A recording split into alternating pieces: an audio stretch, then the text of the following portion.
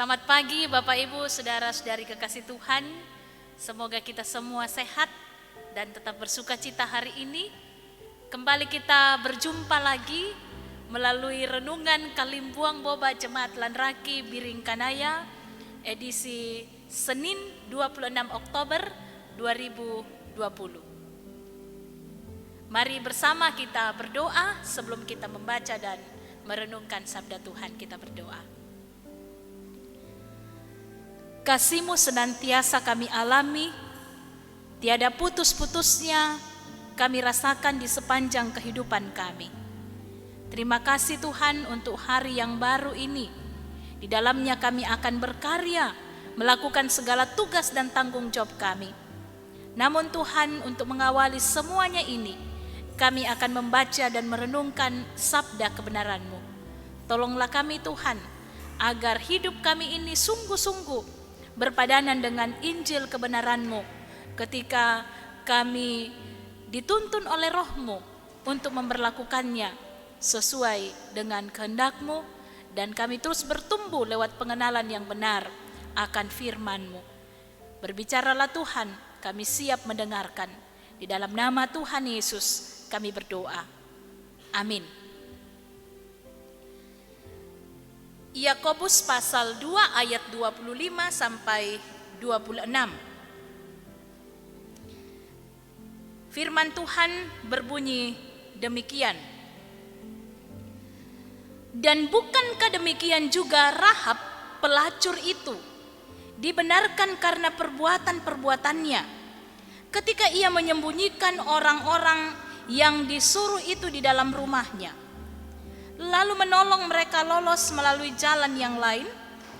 Sebab seperti tubuh tanpa roh adalah mati, demikian jugalah iman tanpa perbuatan-perbuatan adalah mati. Demikian sabda Tuhan. Amin. Rahab yang dibenarkan Allah, itulah tema kita pada pagi hari ini.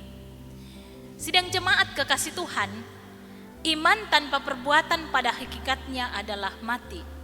Ungkapan ini hendak menegaskan bahwa hidup keimanan kita kepada Tuhan haruslah nyata melalui perbuatan-perbuatan kita yang berkenan kepada Tuhan. Iman kita akan hidup dan bertumbuh jikalau kita menampakkan sikap hidup yang benar sesuai dengan kehendak Tuhan. Dalam perenungan firman Tuhan hari ini, kita dapat belajar melalui sikap hidup yang dinampakkan oleh seorang perempuan yang bernama Rahab. Memang sebelumnya Rahab adalah seorang kafir.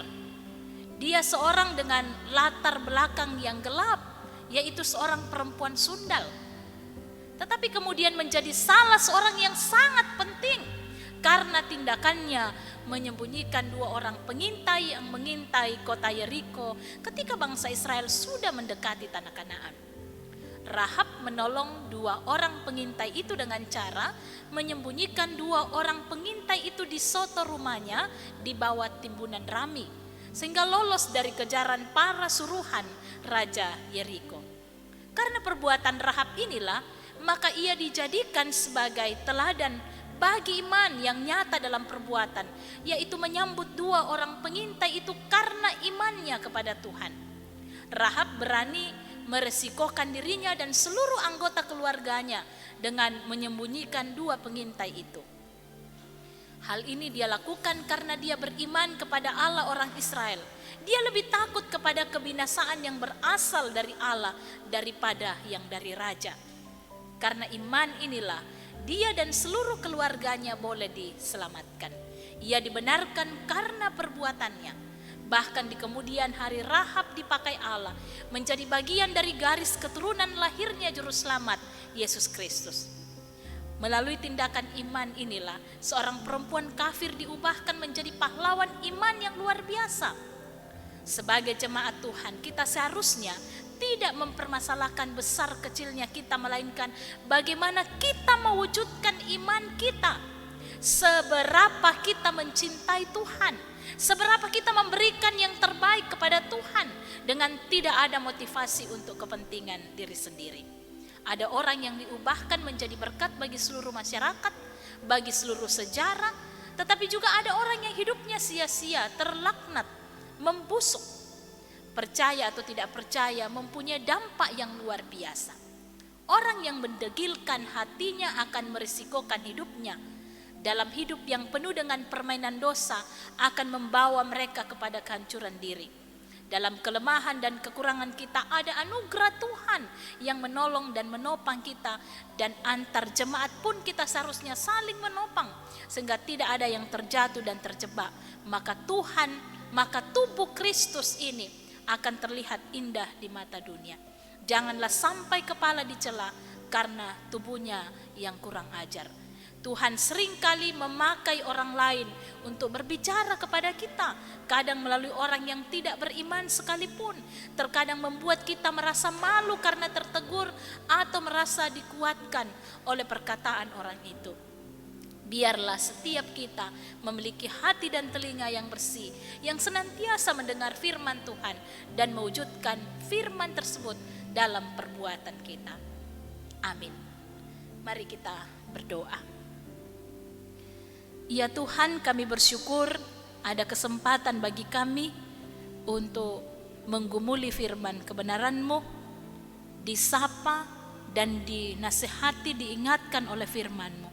Mampukan kami Tuhan untuk mengaplikasikannya dalam hidup kami, bahwa sesungguhnya kami ini adalah orang yang hilang kemuliaan di hadapan-Mu ketika dosa menguasai hidup kami. Namun syukur kepadamu bahwa Engkau Allah yang tidak memperhitungkan segala dosa dan kesalahan kami. Ketika kami mau bertobat, mau percaya sepenuhnya kepadamu. Ajar kami Tuhan untuk menjadikan hidup kami ini bermakna bagi sesama, bagi Tuhan. Ketika kami mau menjadi alat perpanjangan tangan-Mu, menyatakan kasih, damai, sejahtera Tuhan, kebaikan-kebaikan Tuhan, kehendak Tuhan dalam hidup kami, sehingga kami mampu Tuhan menjadi saksi-Mu dimanapun kami berada. Kami telah dibenarkan oleh karena anugerah-Mu, dan karena itu Tuhan, mampukan kami untuk terus merespon anugerah-Mu itu dalam hidup kami, dengan terus menyatakan apa yang Tuhan kehendaki dalam hidup dan kehidupan kami.